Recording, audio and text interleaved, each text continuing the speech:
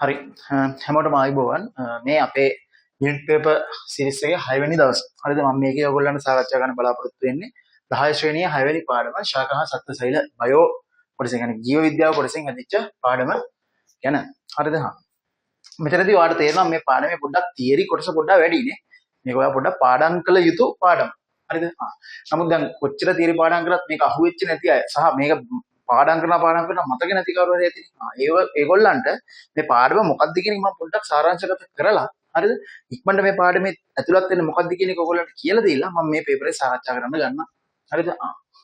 මුලින් බලන්නකෝ ඔයා දන්නවා සාමාන්‍යයෙන් අපේ ඕනම සත්වයක් ශාකයක් ඔයගේ දේවල් හැදිලා තියෙන්නේ ජීවිත තැනුම් එකේ මොකක්ද? සෛලය. ඔය සෛලයකින් තමයි හැම සෛල එකතු වෙලා තමයි ඔය හැමදේම හැදිලා තියෙන්නේ. හරිද? ඔයා ඉගෙන ගන්නවා ජීවින්ගේ ලාක්ෂණික කියන ඔය 8 වෙනි පාඩම. අද 10 පොතේ තියෙන 8 වෙනි පාඩම ඉගෙන ගන්නවා. මුලින්ම ජීවයේ මූලික තනුම් එකකේ සෛල. ඒක සෛල ගොඩක් එකතු වෙලා පටකයක් හැදෙනවා. පටක ගොඩක් එකතු වෙලා ඉන්ද්‍රියක් හැදෙනවා. ඉන්ද්‍රිය ගොඩක් එකතු වෙලා පද්ධතියක් හැදෙනවා. පද්ධති ගොඩක් එකතු වෙලා තමයි ඔය ජීවයක් කියන එක ජීවියා කියන ඒ නිර්මාණය සුභාදාමි නිර්මාණය වෙන්නේ. හරිද? එතකොට ඔයා දන්නවා සෛල ප්‍රධාන වශයෙන් සෛල දෙකක් ගැන කතා කරන්න තියෙනවා. සත්ත්ව සෛලය සහ ශාක සෛලය. සත්තු සහ ශාක ගැන නම් කතා කරන්නේ නේ. මිනිහා සත්ත්වෙක්නේ සත්ත්ව කොටනේ වැටෙන්නේ. අපි එතකොට සෛලය පිළිබඳව ඔය කොටස් දෙක සාකච්ඡා කරනවා. එතකොට ඔයා 11 වසර පාඩමක් වාඩි දෙනවා පටක. කෙලින්ම ශාක පටකයි සත්ත්ව පටකයි ගැන ඔයාලට කතා කරන්න දෙනවා 11 වසර කෙලින්ම පාඩමක්. ඊට පස්සේ ඔයගොල්ලන්ට 11 වසර තවත් පාඩමක් තියෙනවා. මානව දේහ පද්ධති කියලා. ඒකෙදි ඔයා කතා කරනවා පද්ධති කියන කොටස. හරිද? එතකොට ඔයා සාමාන්‍යයෙන් ඕලෙවල් වලට යන්නේ කෙනෙක් සෛලය ගැන මුලින්ම ඉගෙන ගන්නවා. ඊට පස්සේ පටකය ගැන ඉගෙන ගන්නවා. ඊළඟට පද්ධතිය ගැන ඉගෙන ගන්නවා. කොහොම තමයි ඔයගොල්ලන්ගේ සිලබස් එකේ හැදිලා තියෙන්නේ ලස්සන පිළිවෙලකට. ඔයගොල්ලෝ පාඩම් තියෙන එක එක තැන් වල. ඔයගොල්ලෝ එක තැනක ගොනු කරගන්න බෑනේ. පාඩම් කරන කෙනෙක් ඉන්නවා නම් ඔයා පාඩම් කරන්න මේ විදියට. මුලින්ම සෛලය ගැන පාඩම් කරගන්න. මොකද ෂෝට් නෝට් එකක් ගහගන්න. ඔයාම ගහගන්න. කවුරුත් දෙන එකක් නෙවෙයි ඔයාම ගහගන්න. එන විදියට ඔයාම ගහගන්න පාඩම් කරගන්න. ඒකෙන් ප්‍රශ්න සෙට් එකක් කරලා දාන්න. විශේෂ කරුණු ලියා ගන්න. හරිද සෛලය. ඒත් එක්කම පටකය කියන කොටස පාඩම් කරනවා. දන්නවද මේ විදියට නෙමෙයි. හරිද? මේ විදියට නෑ ඊට පස්සේ ඔයා ඒත් එක්කම පද්ධති කියන කොටස කවර් කරගන්න. ඊට පස්සේ ඒකට අදාළ එක්සෑම් ගණන්, මොඩල් පේපර්ස් ගණන්, ඒතර නෝමල් හම්බෙච්ච පේපර්ස් වාර විභාග ගණන් ඕවා හදා ඔයාට මතකයේ අලුත් කරගන්න. හරිද? හරි මම මුලින්ම ඔයාලට කියන්න යන්නම්. සෛලයේ ප්‍රධාන කොටස් දෙක කියලා බෙදන්න පුළුවන් ශාක සෛලය සහ සත්ත්ව සෛලය. එතකොට සාමාන්‍යයෙන් අපි සෛලයක් ගත්තාම පස්සේ සෛලයකට කොටස් නම් කරනවා. හරිද? හැබැයි ඔය හැම ශාකෙම හිතන්න මිනිස්සයා. يعني මිනිස්සයා ගත්තොත් බල්ලා ගත්තොත් ඒ වගේ හැම එකම හැදිලා තියෙන සෛල වලින්. හැබැයි මේ සෛල හැම එකක් ඇතුළෙම ඔය සෛල ඇතුළේ තියෙන කොටස්. හරිද? අපි ඔර කියනවා ඉන්ද්‍රියකා කියලා. ඉන්ද්‍රියකාවේ හැම සෛලයක් ඇතුළෙම හැම ඉන්ද්‍රියකාමක්ම නැහැ. හරිද? සමහර කෙනෙක් මිනිස්සයාගේ සෛලය ඇතුළේ තියෙන ඉන්ද්‍රියකාව බල්ලගේ ඇතුළේ නැති වෙන්න පුළුවන්. හරිද? ඒ වගේ හැම සෛලයක් ඇතුළෙම ඉන්ද්‍රියකා නැති හැම ඉන්ද්‍රියකාවක්ම නැති හින්දා හරිද? අපිට කරන්න වෙන්නේ මොකද්ද? දැන් අපිට මේක ගැන ඉගෙන ගන්න ඕනේ. ඉගෙන ගද්දි විද්‍යාඥයෝ මොකද කරන්නේ? සෛලයක් මනස් කල්පිත සෛලයක් හදලා සියලුම ඉන්ද්‍රියකා එකේ තියෙනවා කියලා අපි හිතනවා. හරිද? ඒවට අපි කියනවා දර්ශීය සෛලයක් කියලා. හරිද? එහෙනම් දර්ශීය සෛලයේදී දර්ශීය ශාක සෛලයක් ඔයාලට බලා ගන්න පුළුවන් ඉන්නේ මේ විදිහට. දර්ශීය සත්ත්ව සෛලයක් ඔයාලට බලා ගන්න වෙන්නේ මේ විදිහට. හරිද? ඊට පස්සේ ඔය මං කියවනේ සෛලයේ ඇතුළේ තියෙන සියලුම කොටස් ඔයාලට කියනවා අපි ඉන්ද්‍රියකා කියලා. හරිද? එතකොට උදාහරණ විදිහට ගත්තොත් එහෙම ශාක සෛලය ගන්නකො. ශාක සෛලයේ ඉන්ද්‍රියකා සෑහෙන ප්‍රමාණයක් තියෙනවා. එතකොට මේ තියෙන්නේ මේ ශාක සෛලයේ පිටතම වැස්ම. හරිද? වැට කියලා කියන්න පුළුවන් ශාක සෛලයේ වැට. හරිද? ඔකට අපි කියනවා හරිද? මොනවද? සෛල බිත්තිය කියලා. එතකොට ඔයාලට මෙන්න මේ වගේ බලා ගන්න පුළුවන් සෛල ඉන්ද්‍රියකා තියෙනවා. මොනවද? සෛල බිත්තිය, සෛල ප්ලාස්ම පටලය, සෛල ප්ලාස්මය, එතකොට නෂ්ටිය, රයිබෝසෝම, ගොල්ගි සංකීර්ණය, අන්තප්ලාස්ම ජාලිකා, මයිටොකොන්ඩ්‍රියම, එතකොට රික්තකය, කේන්ද්‍ර දේහ, ඔය වගේ දේවල් ඔයාලට මේකේ බලා ගන්න පුළුවන්. හරිද? දැන් ඔයා ඔය මතක තියාගන්න නැත්තේ බෑ. මම ඒකින්ද ඔයාට පොඩි chart එකක් හදුවා බලා ගන්න ලේසි වෙන්න. හරිද? මේකේ තියෙන්නේ මොකද්ද? මේකේ තියෙන්නේ මේ සෛල දෙකේ තියෙන සියලුම ඉන්ද්‍රියක ගන්න. මතන මගේ බලාපොරොත්තු වෙන්නේ ඔයාට මේක උගන්වන එක නෙවෙයි ඔයාට අපව මතක් කරලා දෙන එකනේ. ඒකම මම මේක ගැන හැම විස්තරයක්ම අත් එක්ක කතා කරන්න යන්නේ නැහැ. නමුත් ඔයා මතක තියාගත යුතු දේවල් මම පත් එක දැන් මෙතන සාකච්ඡා කරනවා. ඒතකොට ඔයා කොලයක් අරගෙන ලස්සනට පොයින්ට් අවුට් කරගන්න ලියන්න. න්‍යෂ්ටියෙන් මොකද වෙන්නේ? මේකෙන් මොකද වෙන්නේ? මම හෙන්න ඉතාමත් කෙටියෙන් තමයි මේ ටික කියගෙන යන්නේ. මොකද මට වෙලාව ඉදිරි කරගන්න ඕනේ ප්‍රශ්න පත්‍රය සාකච්ඡා කරගන්න. හරිද? එතකොට ඔයා බලන්නේ මේක අලුත් දෙයක්. මේක මේ විදිහට තමයි වෙන්නේ. මතක තියාගන්න ලේසි ක්‍රමයක් මගෙන් ඔයාට එනවා නම් ඔයා ඒ විදිහට පොලේක ලියලා මේ පාඩම ඔයා මතක තියාගන්න. හරිද? මේ දීලා තියෙනවන්නේ. මේ දීලා තියෙන ඒ වගේ මේ මැද තියෙන ඉන්ද්‍රිකා සෙට් එක තියෙනවනේ. මේ කහ පාටින් ලකුණු කරලා තියෙන ඉන්ද්‍රිකා සෙට් එක. ඒවා සත්ත්වසෛල වලටයි ශාකසෛල වලටයි පොදු ඉන්ද්‍රිකා. ඒ කියන්නේ සත්ත්වසෛල වලත් ඒ ටික බලා ගන්න පුළුවන්. ශාකසෛල වලත් ඒ ටික බලා ගන්න පුළුවන්. මේ සුදු පාටින් දීලා තියෙනවනේ. සුදු පාටින් දීලා තියෙන්නේ මේ පැත්තේ තියෙන ශාකසෛල වල විතරයි තියෙන්නේ. මේ පැත්තේ තියෙන සත්ත්වසෛල වල විතරක් තියෙන ඉන්ද්‍රිකා. හරිද? උදාහරණයක් විදිහට ගත්තොත් එහෙම සෛල බිත්තිය කියලා කියන්නේ මම ඉස්සෙල්ලා කිව්වා සෛල බිත්තිය කියලා කියන්නේ ශාක සෛලයක. හරිද? ශාක සෛලයක පිටතින්ම පිහිටන හරිද? ඉන්ද්‍රිකාව. උකට අපි කියනවා සෛල බිත්තිය කියලා. හරිද? එතකොට ඔය සෛල බිත්තිය සත්ත්ව සෛලයක් ගත්තොත් එහෙම සත්ත්ව සෛලයකට සෛල බිත්තියක් නැහැ. සත්ත්ව සෛලයේ පිටත වැස්ම මොකද්ද? සත්ත්ව සෛලයේ පිටත වැස්ම තියෙන සෛල ප්ලාස්ම පටලය කියන්නේ. හරිද? මේක මේ අංක දාලා දෙනවා. මේ අංකත් එක්ක ඔයාලට මෙතන ගලප ගන්න පුළුවන්. මේ මොනවද තියෙන්නේ කියලා මම මේක කියාගෙන යනවා. මේ තියෙන්නේ සෛල බිත්තිය එක. ඒකට දෙක කියලා දාලා තියෙන්නේ සෛල ප්ලාස්ම. ඒ කියන්නේ සෛල බිත්තියට ඇතුලෙන් තියෙන එක. ඒකට සත්ත්ව සෛලයක සෛල ප්ලාස්මය තමයි තියෙන. සෛල බිත්තිය නැහැ. මොකද හේතුව සෛල බිත්තිය කියලා කියන එක හැදලා තියෙන්නේ. මම ඔයාලට ඒ ටික මම මෙතන කියාගෙන යන්නම්. සෛල බිත්තිය කියලා හැදලා තියෙන්නේ සෙලියුලෝස් වලින්. ඒකට ඔයා දන්නවා සෙලියුලෝස් කියන්නේ ශාක ඇතුළේ තියෙන කාබෝහයිඩ්‍රේට් වර්ගයක් නේ. සෙලියුලෝස් කියන්නේ. එහෙනම් ඉතින් සත්ත්වය ඇතුළේ මේ සෙලියුලෝස් නැහැ නේ. එහෙනම් සත්ත්වයන්ගේ සෛල වට වෙලා තියෙන්න බෑ සෛල බිත්තියෙන්. හරිද? එහෙනම් සෛල බිත්තිය. ඊට පස්සේ බලන්න මේ ශාක සෛල වල විතරක් තියෙන ඒවා තමයි හරිත ලව. ප්‍රභා සංශ්ලේෂණය කරනවා නම් හරිත ලවයේ පැයිනේ. හරිත ලව තියෙන්නේ ශාක වල විතරයි. හරිද? ශාක සෛල වල විතරයි. හරිද? ඒ වගේම තමයි රික්තක. රික්තක ගත්තොත් එහෙම අපිට ශාක සෛල වල තමයි ලොකු මේ සාමාන්‍ය ශාක සෛලයක වැඩිපුර ප්‍රමාණයක් විහිදලා තියෙන නෂ්ටිකාව තමයි මේ ශාක සෛලයක වැඩිපුරම ප්‍රමාණයක් විහිදලා තියෙන ඉන්ද්‍රිකාව තමයි මොකද්ද? රික්තකය කියලා කියන්නේ. හරිද? તો රික්තකයත් කොටස් දෙකකට බෙදෙනවා. සෛල විශේෂ තානප්ලාස්ටි. තානප්ලාස්ටි කියලා කියන්නේ මොකද්ද?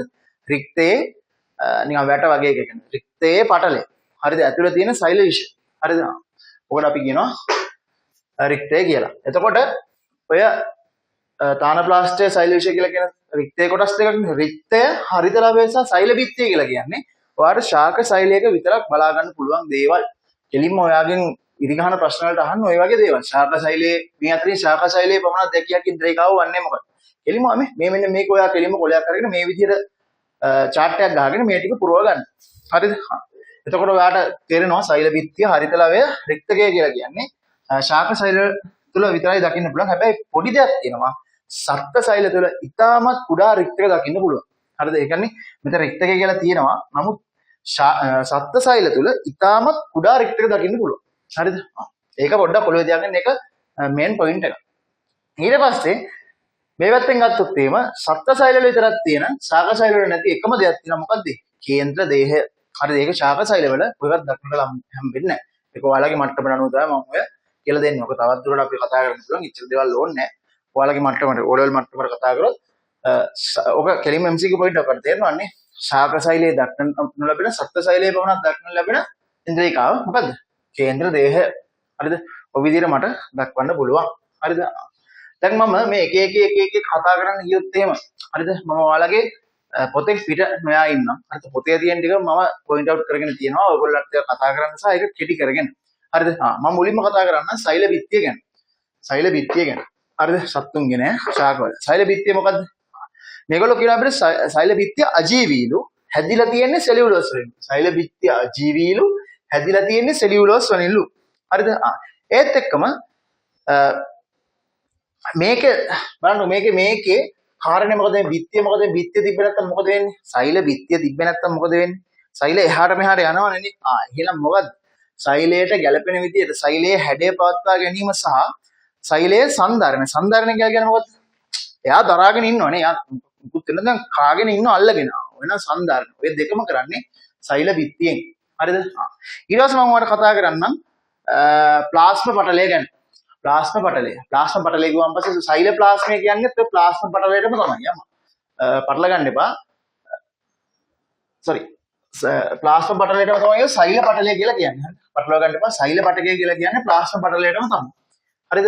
එහෙනම් ප්ලාස්ම පටලය සෛල ප්ලාස්ම පටලය නැත්තම් ප්ලාස්ම පටලය නැත්තම් සෛල පටලය කියලා කියන්නේ ඔය මේක නම් සෛල බිත්තියට පස්සේ තියෙන වෙන්නේ මේ කොටස සත්තුන්ගේ නම් පිටතින්ම තියෙන්නේ සෛල ප්ලාස්ම පටලය නැත්තම් සෛල පටලය. ඔයාගෙන් කෙලින්ම අහන්න පුළුවන් සත්ත්ව සෛලයක පිටතින්ම පීඩා ඇත්තේ මොකද්ද? සෛල ප්ලාස්ම පටලය. ඔයා MCQ point.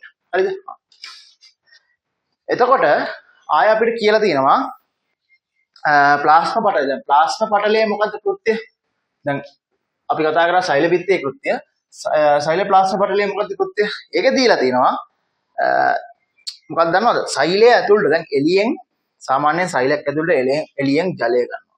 හරිද? කන්නීජ ලවණ ගන්නවා. ඔය එක එක ලවණ ආයන වර්ග ගන්නවන්නේ. ඕවා ගන්න එක මෙයා පොඩ්ඩක් තියාගෙන මෙයා නිකන් අර්ධ පාර ගම පටලය. මොකක්ද ඒ කියන්නේ? එකවරකට එක පැත්තකට විතරයි යන්න පුළුවන්. හරිද? අනිත් පැත්තට යන්න බෑ නිකන් තොරටු පාලක වගේ. එළියෙන් එන දේවල් එයා තමයි කන්ට්‍රෝල් කරන්නේ. හරියට දීපන් අර يعني එළියෙන් එන මොනවටද එන්න ඕනි, ඇතුලෙන් මොනවද එළියට යන්න ඕනි වගේ දේවල් ඔක්කොම පාලනය කරන්නේ ඔය කියන සෛල ප්ලාස්ම පටලය. හරිද? ඔය ප්ලාස්ම පටලය තමයි ඔය එක ඕවා සියල්ලම පාලනය කරන්නේ. හරිද? එතකොට දැන් මම කීවා සෛල බිත්තිය හැදිලා තියෙන මොන වගේද? සෛල බිත්තිය හැදිලා තියෙන්නේ සෙලියුලෝස් වලින්. හරිද? මම කියන එක පොඩ්ඩක් ඔයාලා ලියාගෙන ඔයා හදාගන්න. හරිද? මම ඔයාලට ඕන ෂෝට් නෝට් එකකුත් දෙන්නම් ඔකට අදාළව. හරිද? ඔයා මේක ලියාගන්න මම ෂෝට් නෝට් එකක් දෙන්නම් කොහොමද මේ සෙට් එක දාව ෂෝට් නෝට් එකක් වඩ මම හදලා දෙන්නම්. එතකොට සෛල බිත්තිය සෙලියුලෝස්. ප්ලාස්ම පටලය මොනවද? ප්ලාස්ම පටලය මොකද හදලා තියෙන්නේ? ප්ලාස්ම පටලය හදලා තියෙන්නේ ෆොස්ෆොලිපිඩ කියන ඒ වගේ නේ ප්‍රෝටීන් කියලා ඒවනේ කියන ඒ වගේ නේ. හරි ප්‍රෝටීන් වා දන්නවා ෆොස්ෆොලිපිඩත් මම ඔයාලට කියලා දීලා තියෙනවා. හරි එහෙනම් මේ සෛල ප්ලාස්මේ ඔයා එතන ඔයාලට මතක ඇති ඔයා ජීව රසායනික පදනම කොටසෙත් ඔය ඒ වගේ කාබෝහයිඩ්‍රේට් වල අම්මන යෙදීම් බලද්දී ඔයාලට මතක් වෙන්නේ නැති හැම එකක් තිබ්බා කෙලින්ම සෛල පාඩමකට සම්බන්ධ කරලා. හරිද? ඔය ජීව විද්‍යාව එකකට එකක් පාඩම් සම්බන්ධයි.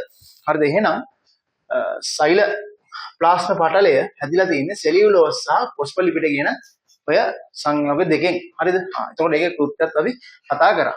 ඊළඟට මම ඔයාලට කතා කරනවා සෛල ප්ලාස්මය. හරිද? දැන් සෛල බිත්තිය හරි සෛල ප්ලාස්ම පටලය හරි සත්ත්ව සෛලයට සෛල ප්ලාස්ම පටලයක් තියෙනවා. සෛල ප්ලාස්මයක් සත්ත්ව සෛලයට සත්ත්ව සෛලයක තියෙනවා. එහෙනම් සෛල ප්ලාස්මය කියලා කියන්නේ මේ න්‍යෂ්ටියේ කියන්නේ න්‍යෂ්ටිය අනිත් දේවල් අරන්නේ මේ ඇතුළේ තියෙන මේ තරලමය කොටස. මේ න්‍යෂ්ටිය ඇතුළේ මේ හිස් නෙවෙයි. යා මේ ඇතුළේ තියෙන ජල්ලිමය ද්‍රාවය. හරි ජල්ලිමය කියලා කියන්නේ නිකන් ඔය ජෙලි වගේ කියන්නේ ඇතුළේ තියෙන මේ තරලමය කොටස. මේ ඉන්ද්‍රියක සේරම ගිලී පවතින්නේ ඒ ජෙලි ගොඩේ. නැත්නම් ජල්ලිමය ද්‍රාවණය ඇතුළේ. හරිද?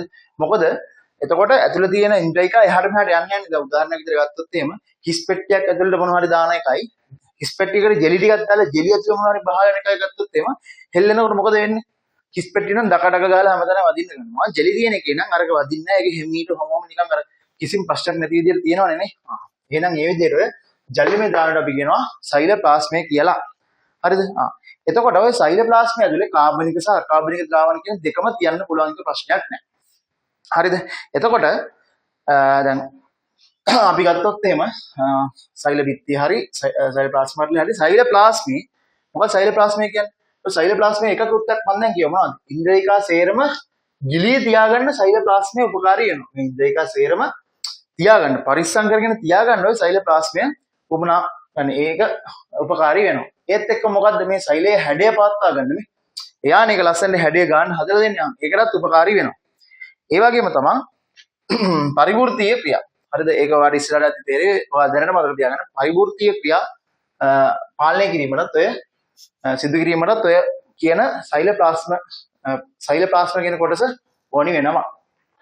හරිද? ඊළඟට අපි කතා කරමු ඊළඟට කතා කරන්න තියෙන්නේ න්‍යෂ්ටිය ගැන. හරිද? ඔය න්‍යෂ්ටිය කියන එක සාමාන්‍ය න්‍යෂ්ටි පටලය සහ න්‍යෂ්ටිකාව. න්‍යෂ්ටි පටලය කියලා කියන්නේ න්‍යෂ්ටි වටේට තියෙන එක. න්‍යෂ්ටි පටලය සහ න්‍යෂ්ටිකාව කියන කොටස් දෙකකින් සම්බන්ධ වෙනවා. හරිද? එතකොට ඔය න්‍යෂ්ටියේ කාර්යය මොකද්ද? න්‍යෂ්ටිය කියලා කියන්නේ නිකන් මෙන්න මේ සෛලය නිකන් මොලේ වගේ. හරිද? මෙයා තමයි මොකද කරන්නේ? මේ සෛලයේ සියලුම කටයුතු. හරිද? මේ සෛලය ඇතුලේ තියෙන සියලුම කටයුතු ටික කන්ට්‍රෝල් කරන ප්‍රධාන මධ්‍යස්ථානය තමයි ඔය න්‍යෂ්ටිය කියලා කියන්නේ. හරි. එතකොට මේ න්‍යෂ්ටිය ඇතුලේ තියෙනවා හරිද? ඔය න්‍යෂ්ටිය ඇතුලේ තියෙනවා වර්ණ දේහ කියලා දෙයක්. හරිද? ඕකට අපි නමක් කියනවා ක්‍රොමැටින් කියලා. හරිද? ක්‍රොමැටින්. න්‍යෂ්ටිය ඇතුලේ මේ න්‍යෂ්ටිකාව න්‍යෂ්ටි පටලය කියලා දෙකක් තියෙනවානේ. න්‍යෂ්ටිපටලය කියන්නේ න්‍යෂ්ටි ආරක්ෂා කරන වටේ තියෙන පටලය. න්‍යෂ්ටිකාව තමයි ඔය න්‍යෂ්ටිකාව තමයි ඇතුළේ තියෙන න්‍යෂ්ටිය ඇතුළේ තියෙන ප්‍රධාන කොටස. හරිද? ඕක ඇතුළේ තියෙනවා ක්‍රොමැටින් කියන දේ. ක්‍රොමැටින් කියලා කියන්නේ අපි සිංහලෙන් කියොත් වර්ණ දේහ කියන එක. ඒතකොට වර්ණ දේහ වලින් මොකද කරන්නේ? වර්ණ දේහ වලින් ප්‍රවේණිය. ඊළඟ කියන්නේ ඔය ඕකෙන් තමයි දැන් සාමාන්‍යයෙන් අපි සෛලයක් විභේදනය කරන ඉස්සරහට කතා කරනවා. ඒතකොට මම කියලා දෙන්නම් වර්ණ දේහ වලින් මොකද්ද වෙන්නේ කියලා. ඒතකොට වර්ණ දේහ තියෙන්නේ ක්‍රොමැටින් කියන ද්‍රව්‍යය තියෙන්නේ න්‍යෂ්ටිය ඇතුලේ. එහෙනම් ඔය න්‍යෂ්ටියෙන් කරන්නේ මොකද්ද? සෛලයේ සියලුම ජීව ක්‍රියා පාලනය. සෛලය ඇතුලේ තියෙන සියලුම ජීව ක්‍රියා ලස්සනට පාලනය කරලා දෙන්නේ ඔය න්‍යෂ්ටියෙන්. දැන් මම ඔය කටින් කියන ඒවා ඔයා කොලයක් අරගෙන හිමීට ලියාගෙන යන්න. මොකද මම බෝඩ් එකේ ලියන්නේ කිව්වොත් ඔයා සම්පූර්ණයෙන්ම ලියන්න වෙනවා. ඉතින් මම මට කටින් කියාගෙන යන්න. හරිද? ඊට පස්සේ මම යනවා මයිටොකොන්ඩ්‍රියමට. හරිද? මයිටොකොන්ඩ්‍රියමට මම යනවා. මයිටොකොන්ඩ්‍රියම කියලා කියන්නේ හරිද? මයිටොකොන්ඩ්‍රියම කියන්නේ මේ 10. 10 තමයි මයිටොකොන්ඩ්‍රියම කියලා කියන්නේ. ඉතින් මයිටොකොන්ඩ්‍රියම මොකද්ද කරන්නේ? මයිටොකොන්ඩ්‍රියම කියලා කියන්නේ මොකක්ද දන්නවද? මේක ඇතුලේ තියෙන ජව පොළ කියලා කියන්නේ මොකද්ද? සෛලයට අදාළ ශක්තිය සපයන එක. උදාහරණයක් ගත්තොත් එහෙම අපි මොකක් හරි වාහනයක් ගත්තොත් ඒ වාහනේ එක එක කොටස් තියෙනවා. වාහනේ එන්ජිමෙන් තමයි වාහනේට ශක්තිය දෙන්නේ. ඒ වගේ මේ සෛලයට අවශ්‍ය සියලුම ශක්තිය දෙන්නේ මේ මයිටොකොන්ඩ්‍රියම කියන එකෙන්. දැන් එයා කොහොමද ඔකට ශක්තිය ගන්නෙ? ශක්තිය ගන්නෙ? ඕවට කියන ස්වායු ශ්වසනය කියලා. හරිද? ස්වායු ශ්වසනය සහ නිර්වායු ශ්වසනය කියලා ශ්වසන වර්ග දෙකක් තියෙනවා. වැඩි හිතන්න එපා. දැලට නම විතරක් මතක තියාගන්න. ස්වායු ශ්වසනය. ස්වායු ශ්වසනයෙන් තමයි යා ශක්තිය නිපදවන්නේ. හරිද? ඔයාලට පේනවා මේක නිකන් තියෙන්නේ මේ නිකන් දණ්ඩක් වගේ නැත්නම් බිත්තරයක් වගේ. අණ්ඩාකාර හරි දණ්ඩාකාර හරි හැඩයක් ගන්නවා කියලා කියනවා. ඒතර මේ කියන හැම දෙයක්ම MCQ එකක් විදිහට නැත්නම් ඉරිගන්න ප්‍රශ්නයක් විදිහට ඔයගෙන් අහන්න පුළුවන්. බැරි නෑ නේ මේ සියල්ලම සිලබස් එකේ තියෙන දේ. ඒතර බලන්න මම දැන් කියපු ගොඩක් පොයින්ට් ඔයා හරියට කොලේක ලියාගත්තා නම් ඔයාට තේරෙයි මොකද්ද මම කියයි කියලා. හරිද? ඊට පස්සේ තියෙනවා ගොල්ගි සංකීර්ණය. හරිද? ගොල්ගි සංකීර්ණය කියලා එකක් තියෙනවා. මේ තියෙන ගොල්ගි සංකීර්ණය. ඕකෙන් ඔය තියෙන මොකද්ද? සාමාන්‍යයෙන් ගොල්ගි සංකීර්ණයෙන් කරන්නේ දැන් ගොල්ගි සංකීර්ණ කියන සාගර ශෛලයෙන් මේ සත්ත්ව ශෛලයෙන් දෙකේම තියෙන ගොල්ගි සංකීර්ණ. එතකොට ගොල්ගි සංකීර්ණයක් කරන්නේ ශ්‍රාවීය ද්‍රව්‍ය තියෙනවනේ. ශ්‍රාවීය ද්‍රව්‍ය නිපදවන එකත් එයා කරනවා. ඒ වගේම ඒවා අහුරලා පොඩ්ඩක් ගබඩා තියාගන්න. අසුරා තබා ගැනීම සහ නිපදවීම. ශ්‍රාවීය ද්‍රව්‍ය අසුරා තබා ගැනීම සහ නිපදවීම දෙකම ගොල්ගි සංකීර්ණයෙන් සිදු කරනවා. හරිද? ඊට පස්සේ අපි යනවා අන්තප්ලාස්මික ජාලිකා වලට. අන්තප්ලාස්මික ජාලිකා වර්ග දෙකක් තියෙනවා. එකක් තමයි රළු අන්තප්ලාස්මික ජාලිකා, අනිත් එක තමයි සිනිඳු අන්තප්ලාස්මික ජාලිකා. එතකොට අන්තප්ලාස්මික ජාලිකා වර්ග දෙක තමයි රළු එක තියෙන සාමාන්‍ය න්‍යෂ්ටිය වටේ වගේ. න්‍යෂ්ටිය වටේ වගේ තමයි තියෙන අන්තප්ලාස්මික ජාලිකා. සිනිඳු ඒවා තියෙන සාමාන්‍ය පිටත. හරිද? ඔය දෙකේම තියෙනවා. සාගර ශෛලෙත් ඔය වර්ග දෙකම තියෙනවා.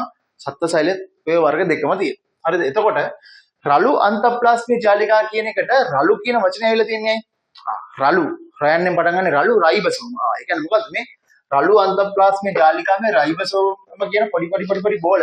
චොටි බෝල වගේ ඒවා මේ අන්තප්ලාස්මික ජාලිකාවේ තියාගෙන දරාගෙන ඉන්නවා. ඒ හින්දා තමයි ඒවට අපි රළු කියන වචනේ දෙන්නේ.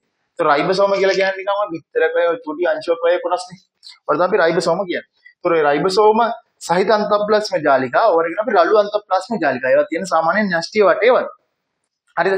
දැන් ඔය දැන් අන්තප්ලාස්මික ජාලිකා වර්ග දෙකක් තියෙනවා කියවනේ මම. එතකොට එකක් රළු අන්තප්ලාස්මික ජාලිකා අනිත් එක සිනිඳු අන්තප්ලාස්මික ජාලිකා. ඇයි එහෙම වර්ග දෙකක් තියෙන්නේ? සෛලයක ওই වගේ වර්ග දෙකක් තියෙනවා නම් අනිවාර්යෙන් ওই දෙකෙන් වෙන කාර්යයන් දෙකක් නේද? එහෙනම් ඔයා මතක තියාගන්න ඕනි. ඕක හරියටම හරි පොයින්ට් එකට. හරිද? එතකොට ඔයා ගත්තොත් එහෙම අන්තප්ලාස්මික ජාලිකා සාමාන්‍යයෙන් තියෙන්නේ නිකන් නලයක් වගේ හැඩයට තමයි තියෙන්නේ ඕම නිකන්. සාමාන්‍යයෙන් ඔයා බැලුවොත් එහෙම නිකන් එන්න මේ වගේ හැඩයට ඔහොම වගේ හැඩයට ඔහොම තමයි අන්තප්ලාස්මික ජාලිකා කියන ඒවා තියෙන්නේ. හරිද? ඕකේ රළු ඒ වගේ නෙවෙයි සිනිඳු ඒ වගේ නෙවෙයි. සාමාන්‍යයෙන් අපි ගත්තොත් එහෙම රළු අන්තප්ලාස්මික ජාලිකා සහ සිනිඳු අන්තප්ලාස්මික ජාලිකා සිදු කරන වැඩ දෙකක් තියෙනවා. රළු එකෙන් මොකද දන්නවද කියන්නේ? රළු එකෙන් කරන්නේ ප්‍රෝටීන් පරිවහනය. හරිද? ප්‍රෝටීන් පරිවහනය. දැන් ඔයාලට පොඩි දෙයක් හිතෙන්නේ නැද්ද? මෙයා ප්‍රෝටීන් යනවා. ප්‍රෝටීන් සෛලය ඇතුලේ ප්‍රෝටීන් කියන ඒවා හිතන්නකො මෙයා තමයි ඔය ප්‍රෝටීන් කියන ඒවා බෙදා හරින මෙයාට තමයි ලොරි ටික තියෙන්නේ.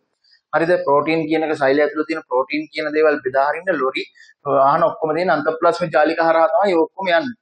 දැන් ඔය හම්බෙන ප්‍රෝටීන් ටික නිකන් తాවකාලිකව ගබඩා කරගන්න මෙයාට ස්ටොක්ස් නැත්තම් මොනවා හරි නිකන් ඕනිය ඇතිනේ පොඩි ෂොප් වගේ ඒවා නේ. ඔය මේ ගබඩා පොඩි ගබඩාව නේද? දැන් ඔයා දන්නවා රළු අන්තප්ලාස්මික ජාලිකා රළු කියන නම ආවේ රයිබෝසෝම ඉඳනේ. රයිබෝසෝම ඒකේ ඇලවිලා තියෙන හින්දා තමයි ඔකට රළු කියන නම ආවේ. එහෙනම් ඔය රළු අන්තප්ලාස්මික ජාලිකා කරන්නේ ප්‍රෝටීන් පරිවහනය නම් ඔය අන්ත රළු ඒවා අස්සේ රයිබෝසෝමක් තියෙනවා. ඔයාලට තේරෙන්නේ නැද්ද මේ ප්‍රෝටීන් තියෙන తాවකාලිකව ගබඩා කරගන්න මේ රයිබෝසෝම පාවිච්චි කරනවා කියන්නේ. ඔය රයිබෝසෝම අස්සේ තියන් ඉන්නවා. ඕනේ වෙලාවට රයිබෝසෝම දෙනවා අන්තප්ලාස්මික ජාලිකා වල බෙදලා දාපන් රළු ඒවට ප්‍රෝටීන් ටික කියලා. හරිද? එහෙනම් රයිබෝසෝම වල කාර්යයත් උතනම කියවුණා. ඊට පස්සේ සිනිඳු අන්තප්ලාස්මික ජාලිකා වල තියෙන ඔය සිනිඳු අන්තප්ලාස්මික ජාලිකා වල තියෙන්නේ ලිපිඩ හා ස්ටෙරොයිඩ්. හරිද? ලිපිඩ ඔය දෙක මතක තියාගන්න ලිපිඩ හා ස්ටෙරොයිඩ් බෙදා හැරීම වගේ දේවල් තමයි සිනිඳු අන්තප්ලාස්මික ජාලිකා තුලින් කරන්නේ. හරිද? ඊට පස්සේ අපි ගත්තොත් එහෙම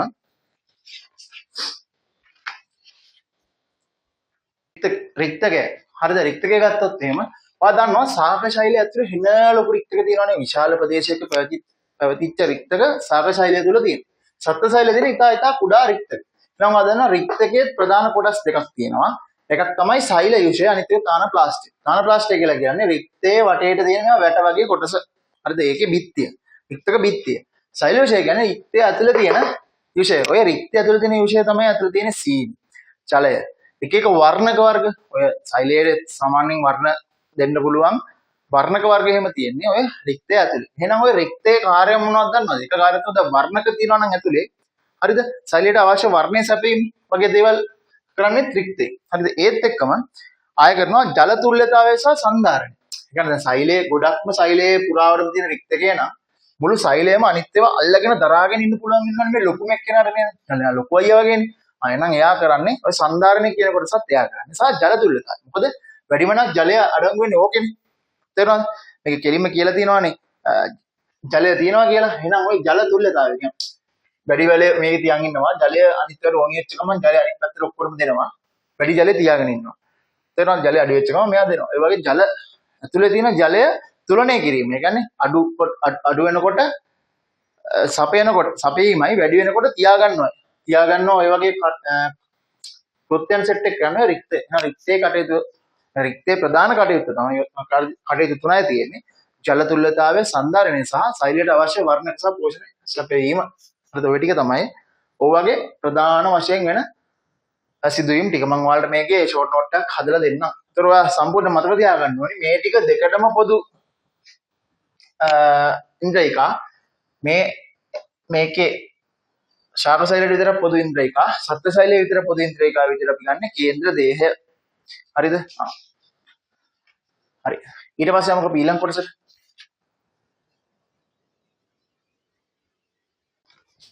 හරි.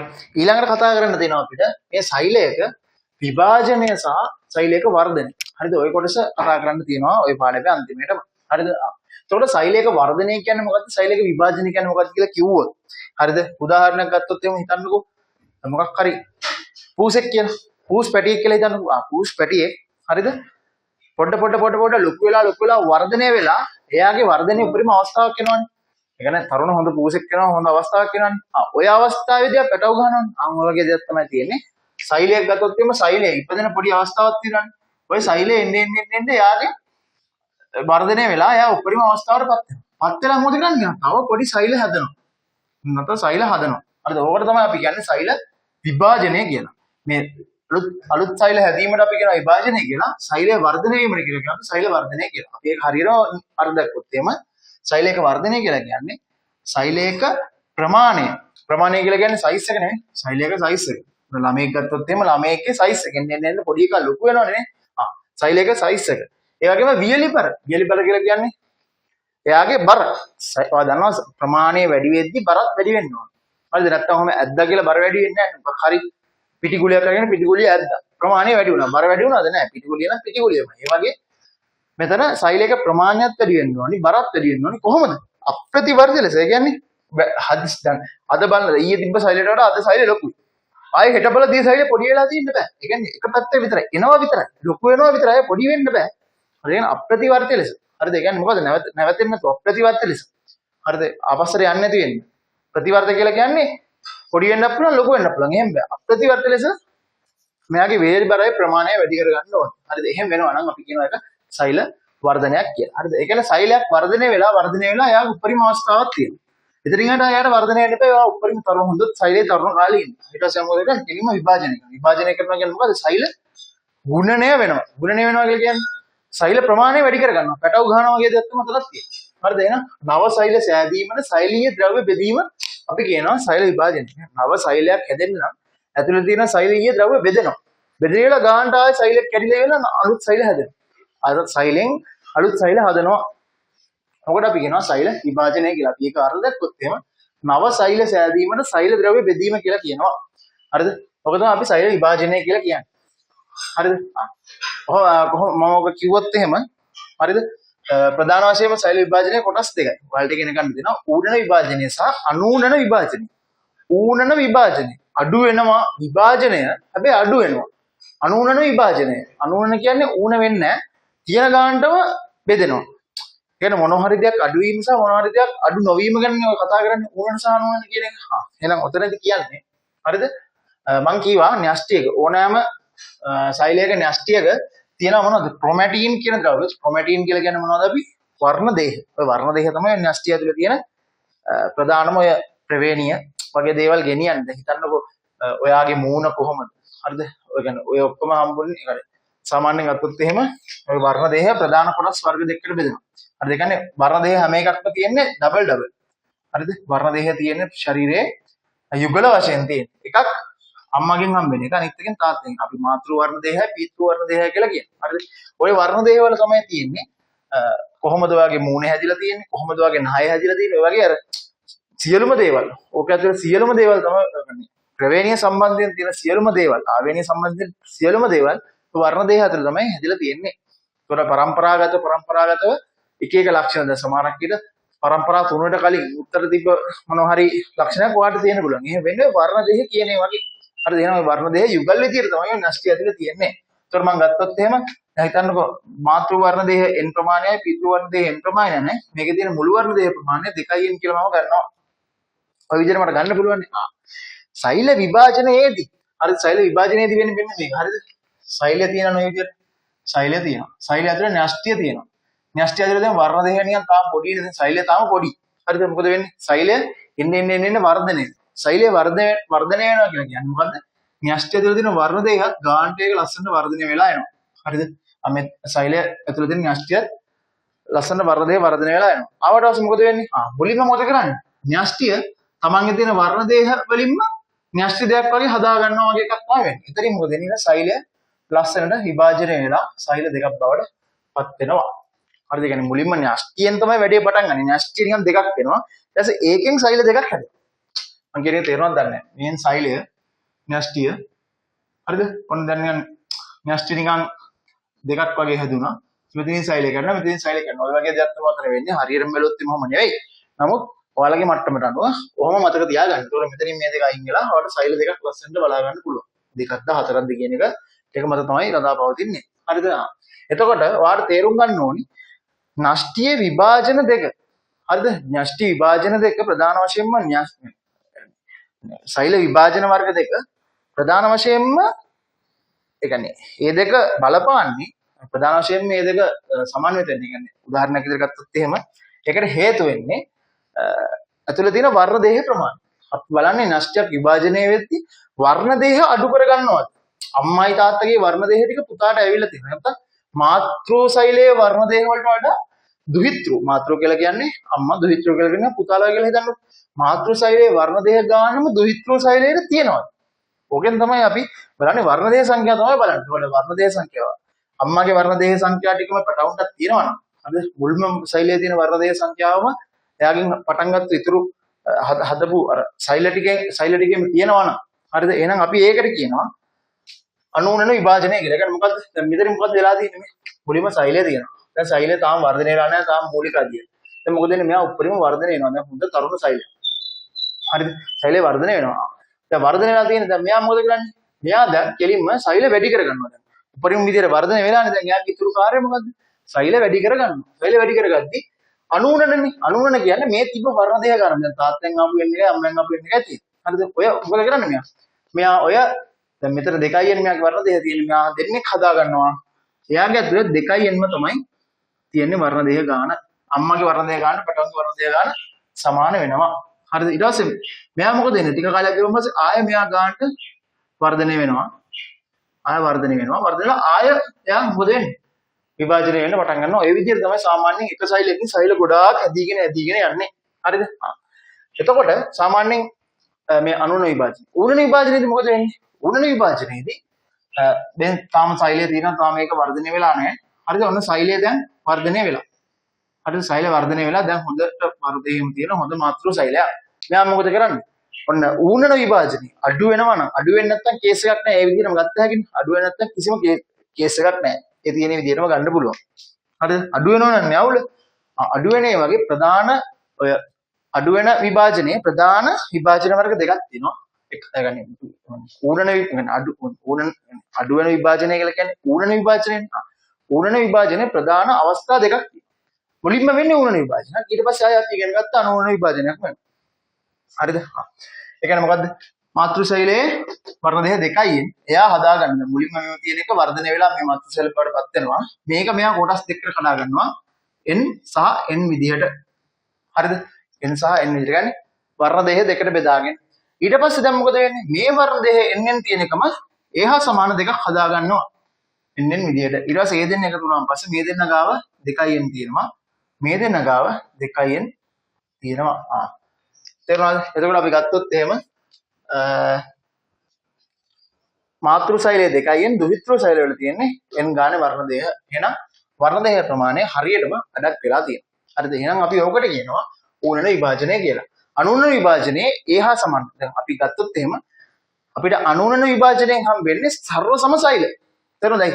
අම්මා විදියමයි පුතා. ඒ විදියටමයි හැදිලා තියෙන්නේ. ඕක අපිට ඕනේ නෝ මොකද්ද? තුවාලයක් වුණාන් පස්සේ තුවාලේ දැන් හිතන්නකෝ අතගාව අත මෙතන තුවාලයක් වුණා කියලා. ඔතන හැදෙන්නත් ඕනේ මේ වටේ තියෙන සෛල වගේම සෛල ටිකක් නේද? භාගයක් හැදිලා හරියන්නේ නැහැ නේ. වෙන කොහෙවත් තියෙන සෛල වර්ගයක් හැදිලා හරියන්නේ නැහැ නේ. මේ අතේ දැන් හිතන්නකෝ මෙතන තියෙන්නේ සුදු පාට හැම. දැන් තුවාලයක් වෙනවා. දැන් ඔතන තුවාලේ වැහෙන්නත් ඕනේ සෛල වර්ධනය වෙලා නෝ තුවාලේ වැහෙන්නේ. ඒක තුවාලේ රතු පාට හැමකින් වගේ වැහුණොත් එහෙනම් බෑනේ. ඔය තියෙන හැමෙම වහන්න බෑ. එහෙනම් ඔය තුවාල සුවවීමට වගේ අවස්ථාවලදී ඔය අණු වල විභාජනය තමයි වෙන්නේ. ඒ වගේම තමයි අලිංගික ප්‍රජනනය. හරිද? ඒ කියන්නේ සාමාන්‍යයෙන් ගත්තොත් එහෙම ඔය අපි කියනවානේ පරිණාමය නොවුණු ජීවියෝ. ඒ වගේ අයගේ අලිංගික ප්‍රජනනය වෙන්නේ ඒගොල්ලොම. ඔය දිකණ්ඩන වෙනවා, කඩ වෙනවා කියන්නේ ඔය තියෙන එකෙන්ම ඒහා සමාන දේවල් හදාගෙන ජීවිය ගොඩාක් බී කරගන්නවා. ඒතර අලිංගික ප්‍රජනනය කියලා කියනවා. ඊට පස්සේ බහුසෛලික ජීවිතයේ දේහ වර්ධනය ඔයගේ දේවල් වලට තමයි අනුන විභාජනය වන්නේ. ඒතර ඌරණ විභාජනය ගත්තොත් එහෙම ඌරණ විභාජනයෙන් වෙන්නේ අලුත්ම දෙයක් හදනවා. ඒ කියන්නේ දැන් මේ අම්මා වගේ නෙමෙයි පුතාට විශේෂ වෙන හැකියාවක් තියෙනවා, පරණ හැකියාවක් තියෙනවා. ඒ කියන්නේ අලුත්ම දේවල් හදනවා. ඕන්න ඕක වනියනවා ජීවීන්ගේ ප්‍රභේද හට ගැනීම. ඒ කියන්නේ අලුත් ජීවීන්, අලුත් දේවල්. අර ජීවේ පරිණාමයක් ඇති වෙනවා. දැන් ඉස්සර කතාවක් තියෙනවානේ මිනිස්සුන්ට නැටි තිබ්බා කියලානේ. එතකොට කාලයත් එක්ක ওই නැට්ට කියන එක නැති වෙලා තියෙන්නේ. මෙන්න මේ සීන් එකකින් තමයි. දැන් එකම විදියට හැමෝම ඇතුළා නම් එහෙම නැට්ට තාමත් තියෙනවා. හරිද? ඒ කියන්නේ මම ඔය පොඩි උදාහරණයක් වඩ කිව්වා. ඒතකොට එහෙම වුණාම පස්සේ නව ප්‍රභේද බිහි වෙනවා. මතක තියාගන්න ඕනේ. ඌරණ විභාජනයේ ප්‍රධාන අවස්ථා දෙකයි මුලින්ම වෙන්නේ ඌරණයක්. ඊට පස්සේ අනූරණයක් එනවා. හරිද? ඔය ටික තමයි ඔයා ඕකේ දැනගන්න ඕනි ප්‍රධාන කරුණු ටික. අපි දැන් බලමු ඔකේ පේපරේ සාකච්ඡා යුනිට් පේපර් සාකච්ඡාවේ කොහොමද එන්නේ කියලා ප්‍රශ්න අහලා තියෙන ඉතින් බලමු. හරි ගන්නකො ඔයාලගේ පේපරේ පළවෙනි ප්‍රශ්නේ. පහත දක්වන ඉන්ද්‍රිකාව. ඔගේ පළවෙනි ප්‍රශ්නය. පහත දක්වන ඉන්ද්‍රිකාව කුමක්ද? මොකද්ද මේ දකින්නේ මේ මයිටොකොන්ඩ්‍රියා නෙවෙයි. හරිත ලව නෙවෙයි. අවදාන මයිටොකොන්ඩ්‍රියා කියන්නේ දිගටි ආකාරයකට හරිත ලවක් නෙවෙයි. අන්තප්ලාස්මීය ජාලිකා නෙවෙයි. ගොල්ගි සංකීර්ණ. ඔගේ තියෙන ගොල්ගි සංකීර්ණ පිළිතුර 3. ප්‍රභා සංශ්ලේෂණය. ඒතකොට අපි ගත්තොත් එimhe 2. ප්‍රභා සංශ්ලේෂණය හා ශ්වසනය සිදුවන ඉන්ද්‍රියකා පිළිවෙලින් දක්වූ විට. මොනවද ප්‍රභා සංශ්ලේෂණය කිව්වම පස්සේ මතක් වෙන්නේ සත්‍යංගයකේ නෑ. තියෙන ශාකවල විතරයි. අශාකවල තියෙන මොකද්ද?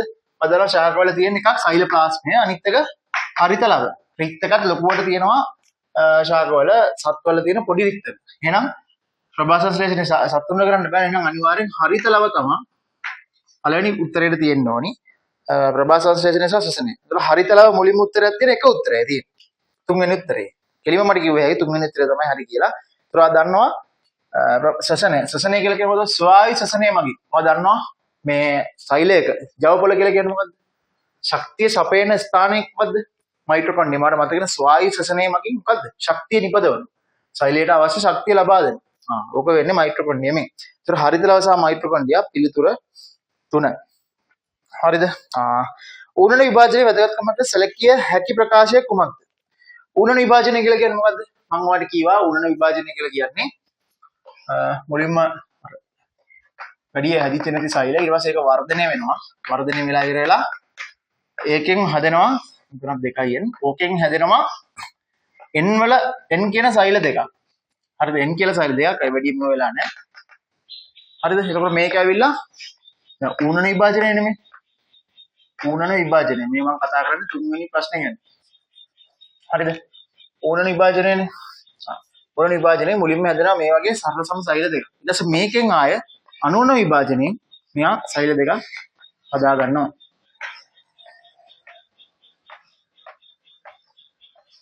සෛල දෙකක් හදා ගන්නවා. මෙතන ආයසරයක් වෙනවා. අනුනන විභාජනය. මෙතනින් ඌනන විභාජනයක් වුණාම පස්සේ මුලින්ම ඌනන විභාජනයක් වෙනවා. ඊට පස්සේ එනවා අනුනන විභාජනය. මම මේක අහන්නේ අපේ වැදගත්කම. බහුසෛලික ජීවීන්ගේ දේහ වර්ධනය වීම. ඔයා දන්නවා බහුසෛලික ජීවීන් කිව්වම පස්සේ මේ අර වැඩි පරිණාමය වෙලා නැති යවුන්නේ නේ. උන්ගේ මොකද වෙන්නේ? සමාන සෛල තමයි උන් හදාගන්නේ. උන් අනිවාර්යෙන් ගන්නේ අනුනන විභාජනය. එහෙනම් ඒක වැරදි.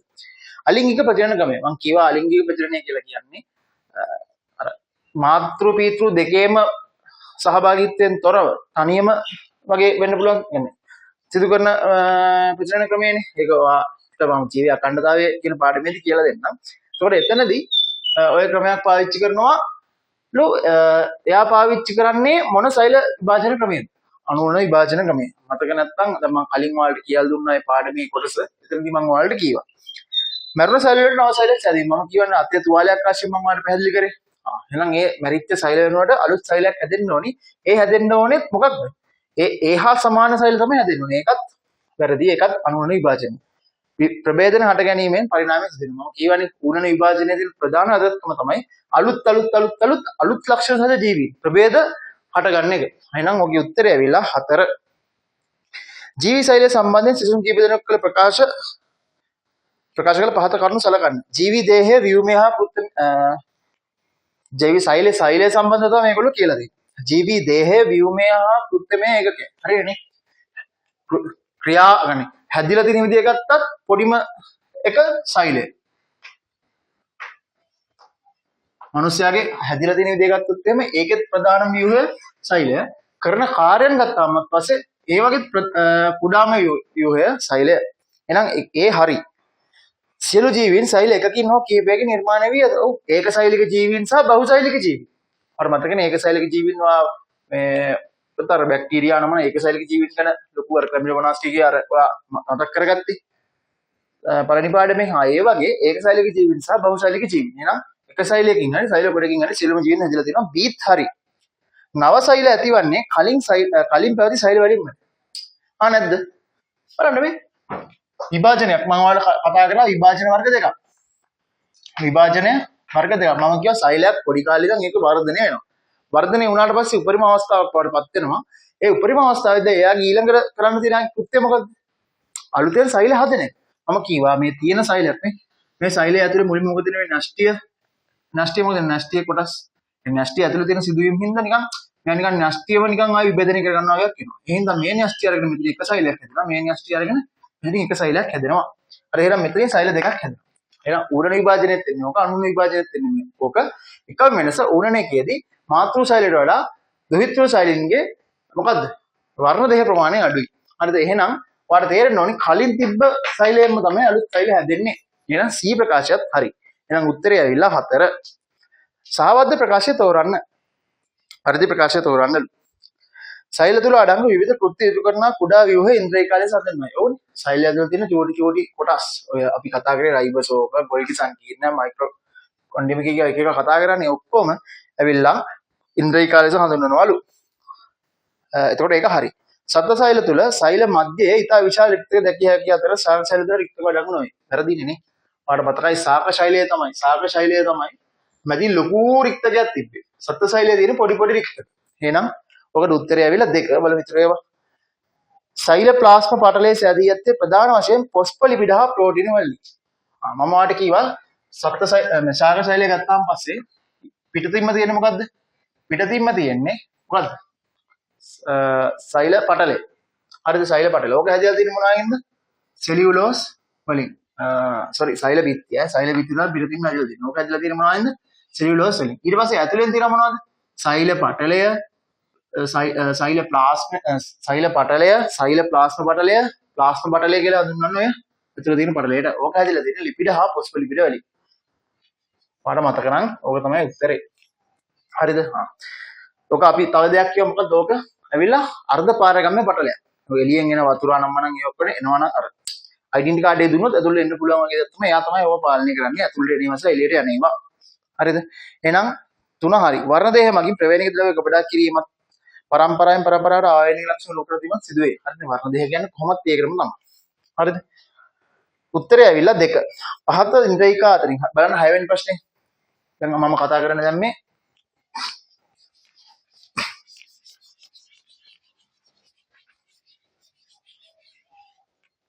6 වෙනි ප්‍රශ්නය. 6 වෙනි ප්‍රශ්නය.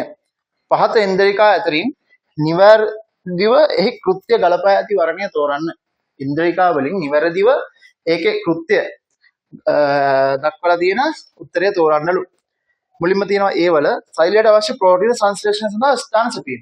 මම ඔයාලට කිව්වා ප්‍රෝටීන ගැන කතා කරේ මොනවද?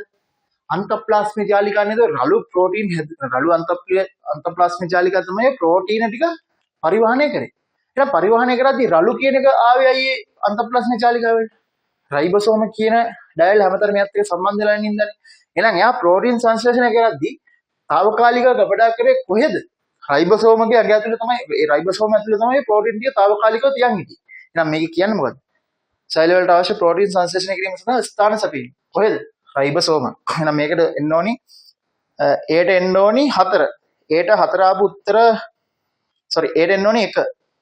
Aට 1 ආපු උත්තර 1යි දෙන්නේ නේ. 1 තමයි උත්තරේ. එලින්ම ඔයාලට උත්තරේ හොයාගන්න පුළුවන්. බලන්න B. ප්‍රෝටීන හා ස්ටෙරොයිඩ් නිපදවා පරිවහනය කිරීම. හරිද? ඒක මොකද්ද? ඒක ඇවිල්ලා අන්තප්ලාස්මික ජාලිකා. මොන අන්තප්ලාස්මික ජාලිකාද?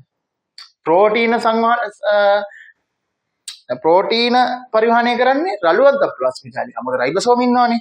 සිනිඳු අන්තප්ලාස්මික ජාලිකා තමයි ලිපිඩ හා ස්ටෙරොයිඩ් නිපදවා පරිවහනය කරන්නේ. හරිද? එතකොට B වලට එන්න ඕනි 2. සෛලවල ජල තුලතාවය පවත්වා ගැනීම සහ සන්ධාරණය පවත්වා ගැනීම. මම කියවා සෛලයක් ඇතුලේ ලොකුවටම තියෙන මොකද්ද? සෛලයක් ඇතුලේ ලොකුවටම තියෙන රික්තේනේ. ඕක ඇතුලේ තමයි ජලය ගොඩක් තියාගෙන ඉන්නේ මෙයා. ජලය සීනි වර්ණක වගේ දේවල් තියන් ඉන්නේ. ජලය අඩු වැඩි වෙන වෙලාවට අනුව සෛලයට අවශ්‍ය ජලය මෙයා සපයනවා. ඒ කියන්නේ ජලයේ තුල්‍යතාවය පවත්වා ගන්නවා. ඒ වගේම සෛලයේ වැඩි ප්‍රමාණයක් තියෙන ශාක සෛලයේ වැඩි ප්‍රමාණයක් දුරට විහිදලා තියෙන මොකද්ද? රික්තකයනේ. එහෙනම් එයාට පුළුවන් වැඩි ප්‍රමාණයක් එයානේ ලොකු අයියා. ඒකට අවශ්‍ය හැඩය තියාගෙන ගානට හැම සෛලය දරාගෙන ඉන්න පුළුවන්. සන්ධාරණය කරා ගන්න පුළුවන්. එහෙනම් C වලට එන්නේ රික්තකය 4. සෛල තුල පවතින ජව පොළ ලෙස ගා කිරීමත් කලින් කතා කරා මයිටොකොන්ඩ්‍රියම් කියන්නේ D වලට 3. එහෙනම් පිළිතුර ඇවිල්ලා 1. දර්ශීය සෛලයක් කියලා කියන්නේ මොකද්ද? දර්ශීය සෛලයක් කියලා කියන්නේ විභාජනය වෙන සෛලයක්. ඕනම සෛලයක් විභාජනය වෙනවා. සත්ත්ව සෛලයක්. දර්ශීය සත්ත්ව සෛලය. ශාක සෛලයක්. දර්ශීය ශාක සෛලය. හරිම උත්තරේ මොකද්ද? නිර්මිත සෛලයක්. අපි හිතන සෛලයක්. හිතලා හදපු සෛලයක්. ඇත්තටම දර්ශීය සෛලයක් ලෝකේ තියෙනවද නැහැ? විද්‍යාඥයෝ හැම කොටසක්ම හැම ඉන්ද්‍රියකවක්ම දාලා හදපු සෛලයට තමයි මම මොකද කියන්නේ? දර්ශීය සෛලය කියලා. ඒක අපි හිතපු නිර්මාණය කරපු සෛලය. හරිද? තානප්ලාස්ට් ලෙස හඳුන්වන්නේ කුමක්ද? තානප්ලාස්ට් මොකද්ද? ඔයාලට මතක ඇති රික්තය ගත්තොත් එහෙම රික්තයේ කොටස් දෙකයි. රික්ත වික්තියයි අතට තියෙන රික්ත යුෂයයි. රික්ත යුෂයයි. හරිද? රික්ත යුෂයට අපි කියනවා මොකද්ද? සෛල යුෂය. ප්‍රෝකාශය තමයි කියන වර්ණක වතුර සීනි ඔය වගේ දේවල් ජලය සීනි ඔය වගේ දේවල් ඔක්කොම තියෙන සෛල යුෂය. ඒතර ඕකෙන් පිටින් තියෙන බිත්තර මම කියනවා මොකද්ද? ඔය කියන අපි තානප්ලාස්ට්.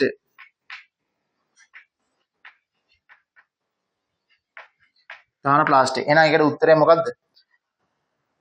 තන ප්ලාස්ටි ලෙස හඳුන්වන්නේ න්‍යෂ්ටි පටලය නෙවෙයි, ප්ලාස්මා පටලය නෙවෙයි, සෛල බිත්තිය නෙවෙයි, රික්ත පටලය. එහෙනම් 8 වෙනි එකට උත්තරේ ඇවිල්ලා 1. හරිද? ඊට බලන්න 9 වෙනි ප්‍රශ්නේ.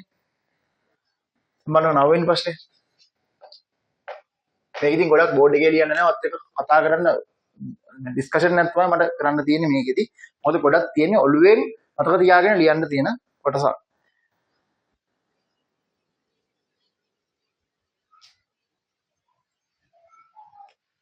ඊට පස්සේ 9 වෙනි ප්‍රශ්නේ තියෙනවා සෛලයක න්‍යෂ්ටිය වර්ණ දේහ 46ක් පවතින සත්වයක්. මිනිසා. හරිද? මතක තියාගන්න මනුස්සයාගේ වර්ණ දේහ තියෙන 46යි. අනිත් අයගේ වර්ණ දේහ ගානත් පොතේ දීලා තියෙනවා. ඔයගොල්ලෝ ඒක පාඩම් කරගන්න මොකක් අහිත් දන්නේ නැහැ. ඉතින් මේක මහන්නේ නැහනේ.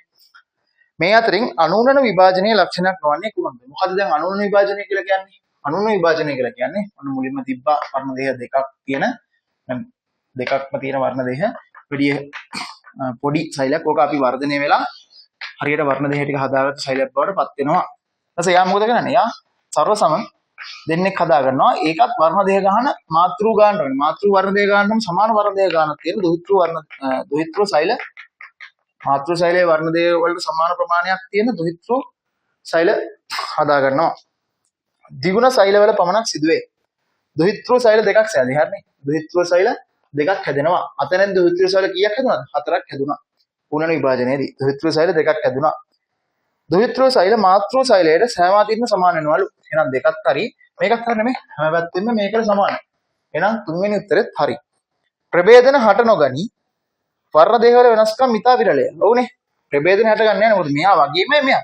ඉතින් වෙනස් ඒවා හැදෙන්නේ නැහැ. එක වගේ ඒවා හැදෙනවා නම් වෙනස් ඒවා හැදෙනවද? නැහැ. එහෙනම් ප්‍රභේදන හට ගන්න නැහැ. වෙනස් ඒවා හැදෙන්නේ නැහැ. එකම වර්ගය තමයි හැදෙන්නේ. එහෙනම් ද්විගුණ සෛල වල පමණක් සිදුවේ කියන එක තමයි වැරදි. ඒක තමයි එන්න ඕනේ. ඒක ද්විගුණ සෛල වල විතරක් වෙන්නේ මොනවද? මේවා එක ගුණ සෛල වල විතරයි මේ අනුන්න විභාජනය වෙන්නේ. ද්විගුණ සෛල වල වෙන්නේ ඌරණ විභාජනය.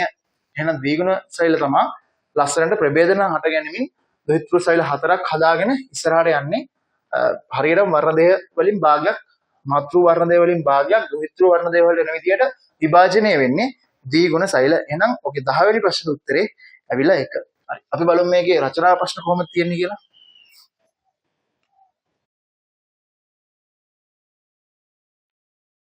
ගන්නකෝකේ දෙවෙනි පත්‍රයේ පළවෙනි කොටස.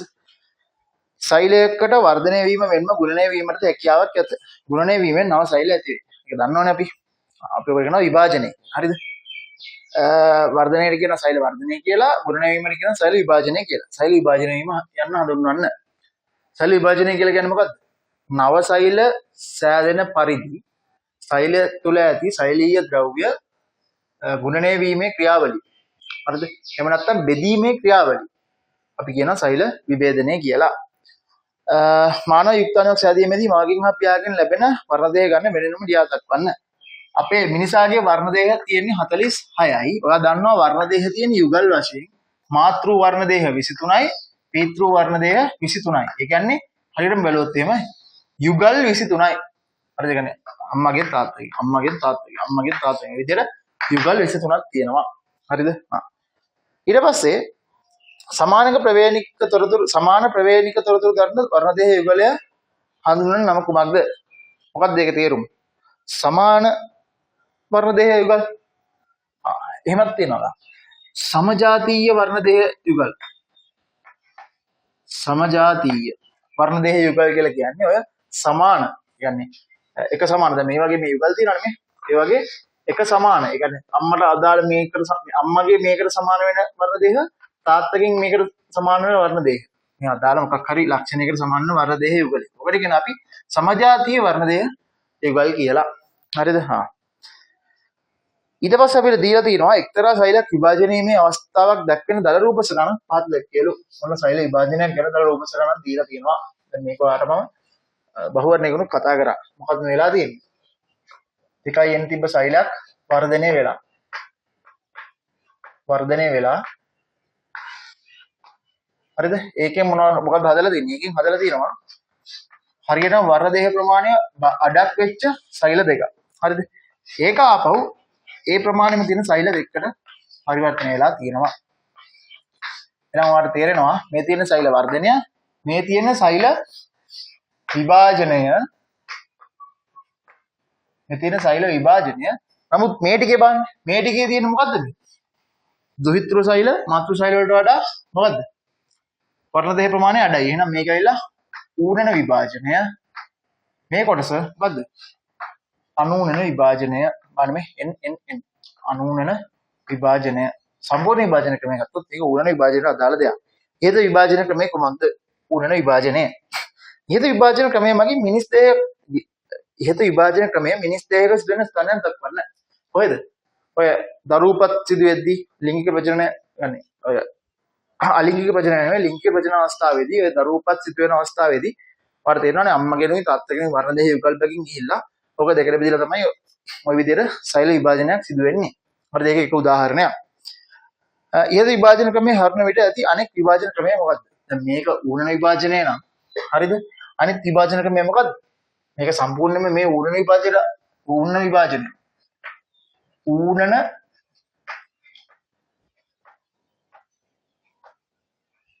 විභාජනයට අයිති සම්පූර්ණ කොටස ඌනන විභාජනයනේ. ඒක ප්‍රධාන කොටස් ටිකයි ඌනන සහ අනූනන කියලා. එහෙනම් අනිත් විභාජන ක්‍රමය මොකද්ද? මේක ඌනන විභාජනය නම් අපි මේ සලකපු අනූනන විභාජනය තමයි අනිත් විභාජන ක්‍රමය. ඊට එකෙහි විභාජන ක්‍රමයේ වැදගත්කම් දෙකක් ලියන්න. මේ පළවෙනි අවස්ථාව මොකද්ද? පළවෙනි අවස්ථාව ඌනන විභාජනය, දෙවෙනි අවස්ථාව අනූනන විභාජනය. එකේ සිදුවන වැදගත්කම මොකද්ද? නව ප්‍රභේද සහිත ජීවීන් නැතිවීම තමයි ඔකේ තියෙන ප්‍රධාන වැදගත්කම. මම වැඩිදුර විස්තර ගන්න නැහැ. මම දැන් ඔයාලා මේකට අවශ්‍ය දේවල් සේරම විස්තර කරලා තියෙනවා. අපසරිය හදලා තියෙනවා ඔයාලට අදාළව.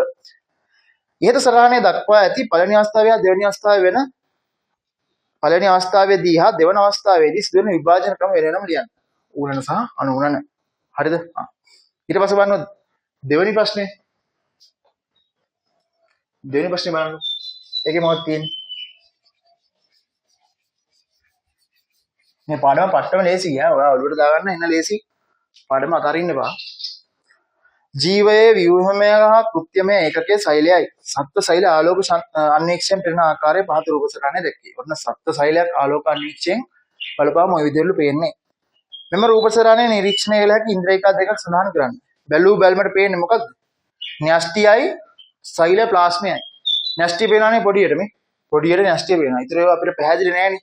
අනිත් එක මොකද්ද? ඒ න්‍යෂ්ටිය ඇතුළේ ඉතුරු ඉන්ද්‍රියක ගැලී පවතින න්‍යෂ්ටිය ඇතුළේ ඉතුරු ඉන්ද්‍රියක ගැලී පවතින මොකද්ද? මේ කොටස තරලමේ කොටස සෛල ප්ලාස්මය. දැන් මේකේ සත්ත්ව සෛලයක් ඉඳන් මට පේනවානේ මේ අයින බිත්තිය. එහෙනම් ඔයා දන්නවා මේකට අපි කියනවා ප්ලාස්ම පටලය කියලා. ඒතකොට න්‍යෂ්ටිය සෛල ප්ලාස්මය ප්ලාස්ම පටලය. දෙකෙන් මොකක් ලියවත් ලකුණු හම්බ වෙනවා. රූප සරහනේ නිරීක්ෂණය කළ හැකි දේවල් නේ අහන්නේ. ඒතකොට ඔයා දන්නේවා ලියලා හරියන්නේ නැහැ. මේකේ පේන දේවල් ටික ලියන්න. හරිද?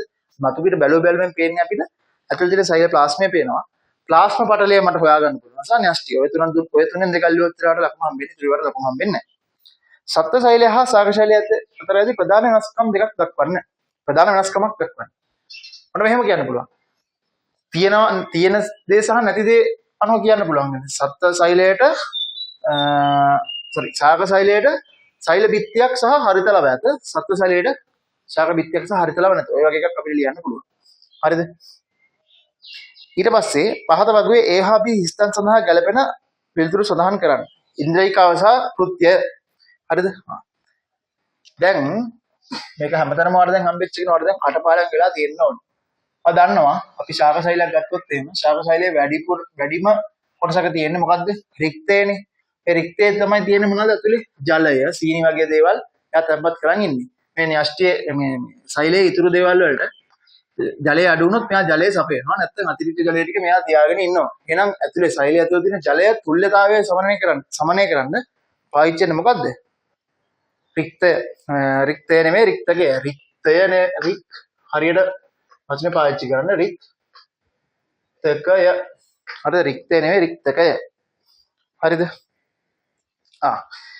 ඊට පස්සේ ගොල්ගි සංකීර්ණයේ කෘත්‍යය මොකක්ද කියලා අහන්න. මොකද්ද ගොල්ගි සංකීර්ණයේ කෘත්‍යය? අතකයි නම් කියලා බලන්න ගොල්ගි සංකීර්ණයේ කෘත්‍යය මොකක්ද කියලා.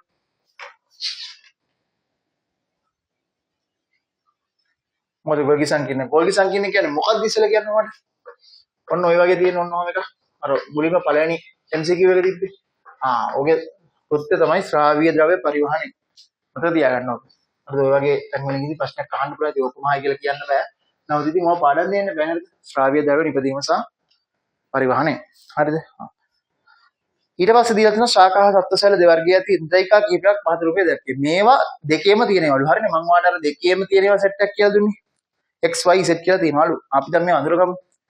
y කියලා කියන්නේ මයික්‍රොකොන්ඩ්‍රියම්. ඇයි මම එහෙම කියන්නේ? දිගටි අණ්ඩාකාර දණ්ඩාකාර විදිහට තියෙනවනේ. එහෙනම් y කියලා කියන්නේ මයිටොකොන්ඩ්‍රියම්. ඒක මොකද්ද මයිටොකොන්ඩ්‍රියම්? ඔයාලට මතක් වෙන්නේ මයිටොකොන්ඩ්‍රියම් කියපු ගමන් සෛල තුළ තියෙන ජව පොළවල්. ජව පොළවල් කියන්නේ මොකද? ශක්තිය සපයනවා. ස්වායු ශ්වසනය මගින් ශක්තිය සපයනවා. හරිද? එහෙනම් y කියලා කියන්නේ මයිටොකොන්ඩ්‍රියම්. z කියලා කියන්නේ මට පේන විදිහට අන්තප්ලාස්මික ජාලිකා. ඒක රළු සිනිඳු දෙකම තියෙනවා අන්තප්ලාස්මික ජාලිකා. x කියලා කියන්නේ අපි මේ කතා කරපු ගොල්ගි සංකීර්ණය. x සහ y ගොල්ගි සංකීර්ණය සහ මයිටොකොන්ඩ්‍රියම්. z ඉන්ද්‍රිකාවේ ආකාර දෙකක් ඇති එම ආකාර දෙක මොනවද? අන්තප්ලාස්මික ජාලිකා වර්ග දෙක මොනවද? රළු අන්තප්ලාස්මික ජාලිකා සහ සිනිඳු අන්තප්ලාස්මික ජාලිකා. රළු ඒවා රළු වෙන්නේ ඇයි? රයිබෝසෝම තියෙන හින්දා. රයිබෝසෝම වල ප්‍රෝටීන් తాවකාලිකව ගබඩා වෙනවා. රළු අන්තප්ලාස්මික ජාලිකා වල කෘත්‍ය ප්‍රෝටීන් පරිවහනය ප්‍රෝටීන් අඩංගු දේවල් පරිවහනය කිරීම. හරිද? ඉසඩ් ඉන්ද්‍රිකාවේ පෘෂ්ඨයට සම්බන්ධ වී ඇති ප්ලාස්ම පටලය නොදරන කුඩා ඉන්ද්‍රිකාවක් මගින් සිදුවන කෘත්‍ය කුමක්ද? ඔය දන්නවා රයිබෝසෝම ගැන තමයි අහන්නේ. රළු අන්තප්ලාස්මික ජාලිකා වලට සම්බන්ධ රයිබෝසෝම වලට ප්ලාස්ම පටලයක් නැහැනේ. හරිද? ඕකේ ප්‍රධාන කොටස් දෙකක් තියෙනවා අර අණු කොටස් දෙකක්. එතකොට රයිබෝසෝම වල කෘත්‍ය මොකද්ද? ප්‍රෝටීන් සංශ්ලේෂණයට ඉඩකඩ සැපීම තමයි රයිබෝසෝම වල කෘත්‍ය. ශාක ශරීරවල පමණක් දක්වන ලැබිය පමණක් ඇති ප්‍රභා සංශ්ලේෂණ කෘත්‍ය යොදු කරන ඉන්ද්‍රිකාව මොකද්ද? හරිත ලවය. හරිද? බලන්න දැන් තුන්වෙනි ප්‍රශ්නේ වගේ. මේකෙත් ඉතින් ඇත්තටම කටපාඩමින් වගේ යන්න ඕනි කොටස. හරිද? මේ දාලා තියෙන විදිහට දාන්න පුළුවන් අමාරුම ප්‍රශ්නේ ඉතින් මේ වැඩි අමාරු ප්‍රශ්න දාන්න බෑ. පේපර් එකට ඉතින් මේ වගේ දේවල් දාන්න බෑ. අර එන විදිය වෙනස් කරන්න පුළුවන්. කොහොම වෙනස් කරත් හොඳට මේ පාඩම් කරපෙකෙට කොයිලාවවත් විභාගෙට යන ගන්න වැරදින්නේ නැහැ. හරිද? පටලවන්න පුළුවන්. ඒකද හරියට හිතට පාඩම් කරගන්න. මම ෂෝට් නෝට් එකක් දෙන්නම්. ඒ ඔක්කොමත් එක්ක හරියට හිතට මේක පාඩම් කරගන්න. හරිද? බලන්න තුන්වෙනි ප්‍රශ්නේ. තුන්වෙනි ප්‍රශ්නය. සෛල ඉන්ද්‍රිකා හා ව්‍යුහ පිළිබඳව පහත දක්වා ඇති ලක්ෂණ අදාළ පරිදි වගුවට යොදා හිතන් සම්පූර්ණ කරන්න.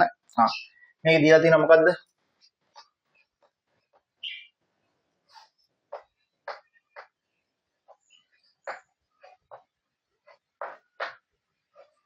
සෛල බිත්තිය දීලා තියෙනවා. ප්ලාස්ම පටලයේ සෛල ප්ලාස්මය.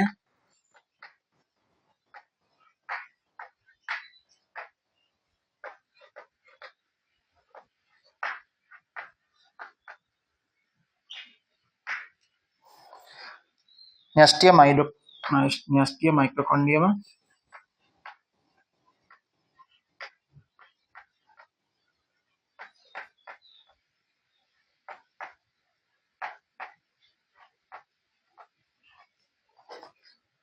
ගොල්ගි සංකීර්ණය රයිබෝසෝම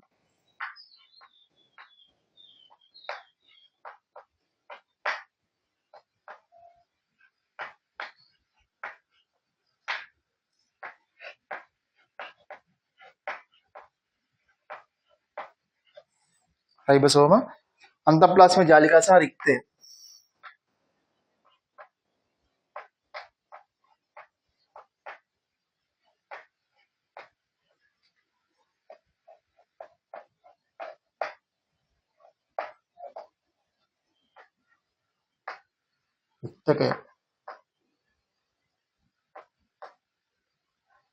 රික්තය නෙමෙයි රික්තකය. හරිද?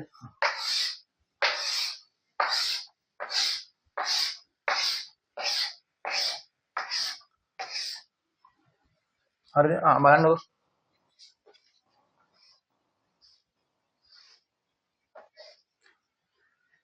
සෑදී ඇති ප්‍රධාන සංඝටකයේ සෙලියුලෝස් එක පළවෙනි එක කියනවා. සෑදී ඇති ප්‍රධාන සංඝටකයේ සෙලියුලෝස්. ඔයා දන්නවා සෛල බිත්තිය තමයි සෙලියුලෝස් වලින් හැදිලා තියෙන්නේ. එහෙනම් සෛල බිත්තියට තමයි ඒක එන්න ඕනේ. සෛලයේ හැඩය පවත්වා ගැනීම, සෛලයට ආරක්ෂා සැපීම හා සංධාරණය ප්‍රධාන කෘත්‍යයක් ඒ මොකේද? ඕකත් ගන්න පුළුවන් සෛල බිත්තියට. හරිද? ඕක ප්ලාස්ම පටලයටත් ඕනනම් වල ගන්න පුළුවන්. ප්ලාස්ම පටලයටත් ඔය කියන කතාව හරි. ෆොස්ෆොලිපිඩ හා ප්‍රෝටීන් වලින් සෑදී ඇත. කොහෙද? ප්ලාස්ම පටලයනේ. ඔයාලා මතක ඇතිනේ. පාඩම් කරනවා ඔයාලා මතක ඇති. ප්ලාස්ම පටලය තමයි ඔය ෆොස්ෆොලිපිඩ සහ ප්‍රෝටීන් වලින් හැදිලා තියෙන්නේ.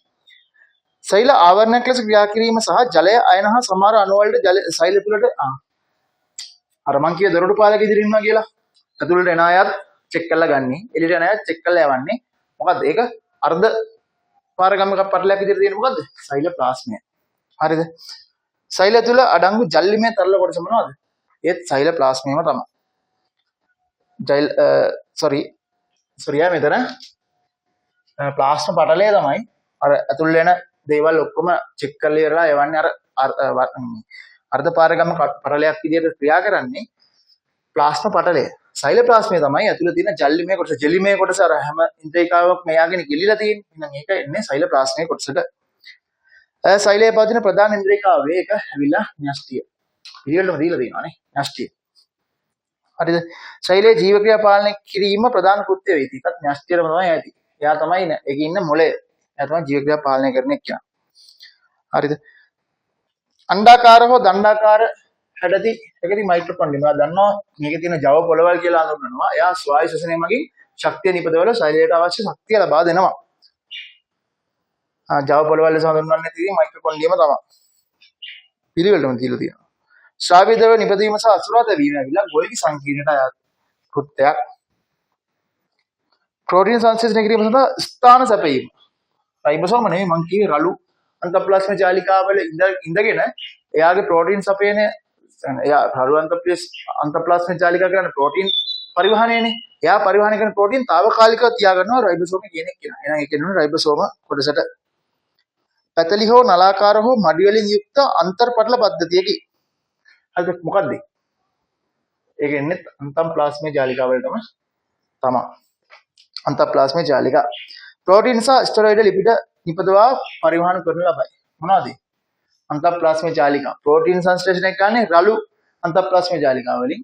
ස්ටෙරොයිඩ් සහ ලිපිඩ පරිවහනය කරන්නේ සිනිඳු අන්තප්ලාස්ම ජාලිකා. මේ නිකන් අර මන්ත්‍රේ වගේ ජප කරගෙන මතක තියාගන්න. ශරීරය තුළ ජල තුලතාව පවත්වා ගැනීම සංධාරණය හා වර්ණය. ඔයා දන්නවා වර්ණය කියපු ගමන් කෙලින් වෙන්නේ රික්තයම තමයි. රික්තය තුළ තමයි වර්ණය නම් මන තියෙන්නේ. ජලය සම්බන්ධ කටයුතු ඔක්කොම රික්තය තමයි කරන්නේ. ශාක සෛල වල පවතින පටලයකින් වට වූ තරලයකින් පිටින් විශාලතම ඉන්ද්‍රියකවත් රික්තයම තමයි. ඔයා දන්නවා ශාක සෛලයක තියෙන විශාලතම ඉන්ද්‍රියකාව රික්තය. ওই විදිහට තමයි යෝක පුරවන්න ඕනේ. එහෙනම් මේ 6 වෙනි යුනිට් ටෙස්ට් 6 වෙනි එකට අදාළ සාකච්ඡාව මෙතනින් නවත්තනවා. හරිද? මේකෙදි ඔයාලට තේරෙනවා ගොඩක් මම බෝඩ් එකේ ලියන්න ගත්තේ නෑ. මම ඔයාලට පැහැදිලි කරන්න මුලින්ම පාඩම පොඩ්ඩක් කියලා දෙන්න. පොඩි රිවිෂන් එකක් වගේ කරපු කොටස විතරයි මම බෝඩ් එකේ යූස් කරේ. ඊටර ඒවා මම කටින් තමයි අත් එක්ක කියව. එහෙනම් ඔයා මේ ජීව විද්‍යාවේ කොටස් ඉතින් මම පාඩම් කරගන්න ඕනේ. පාඩම් කරද්දි මම මේ ඔයාලට විශේෂයෙන්ම කියන්නේ පාඩම් කරන දේවල් පාඩම් කරද්දි ඔහේ ඇඳගෙන වෙලා කොහරි ඉඳගෙන පොත කියවන්න නම් එපා. කෙලින්ම කොලයක් ගන්න. හරිද? සාමාන්‍ය කොලයක් ගන්න. හරිද? කොලයක් අරගෙන ඒ කොලේ ලියන්න. පොඩි chart අඳින්න. වාගේ ඔළුවේ අන්තිමේම එක්සෑම් එකට ගියාට පස්සේ ඔයාලට මතක් වෙනවා ඔයා පාඩම් කරපු ගමන් chart එක. ඔයා මෙන්න මෙහෙම අදපු chart එක තමයි මතක් වෙනවා. මම මෙහෙම එකක් යන්නා. හරිද? ඔය අනම්මන අනිත් විෂයන් පාඩම් කරද්දිත් ඔය දේ කරන්න. මේ අපේ කට්ටිය කරන ගොඩාක් වැරදි දේ තමයි පොත කියවගෙන යනවා. හරිද? නෑ කිසිම වෙලාවකට හරියන්නේ නෑ. පොත කියවගෙන යද්දි පැන්සලක් අරගෙන අදාළ තැන් මේ පැන්සලෙන් පෑනෙන් නෙමෙයි. පැන්සලෙන් ඉරි අඳ ගන්න. ඇඳගෙන ආයෙ පාඩම් කරද්දි ඔයාලට ෂණික ක්ලික් වෙනවා ඒ අදාළ තියෙන තැන. හරිද? ඒ හින්දා එහෙම පාඩම් කරන්න සහ පොත කොලයක් අරගෙන කොලේ ලියලියා පාඩම් කරන්න. chart අඳින්න. මම ඔය හැම එකම මම ඔය chart අඳින්නේ. එහාට මෙහාට බෙදලා ඔය සටහනක් විදිහට මම මුළු පාඩමම මේ විදිහට දෙවදුන් සුජියකට මම හදාගෙන යනවා. හරිද? මුළු පාඩමම. එතකොට මට මේ සමස්ත කොලේ දිහා බලාගෙන මුළු පාඩම මට මෙනෙහි කරන්න පුළුවන්. ඒකට බයෝ පාඩම් ගන්න තියෙන ලේසිම ක්‍රමයක් තමයි යෝග. හරිද? අනිත් දේවලුත් ඒ විදිහට මට මතක තියාගන්න පුළුවන්. මම ඉස්සරහා පාඩම් වලදී ඔයත් එක්ක පාඩම් කරන ක්‍රම නම් මම ඔක්කොම කියලා දෙන්න. හරිද? එහෙනම් අද කොටස මෙතනින් අවසන් වෙනවා. අපි ඊළඟ කොටසේ ඊළඟ දවසේ හම්බෙමු. හැමෝටම ආයුබෝවන්.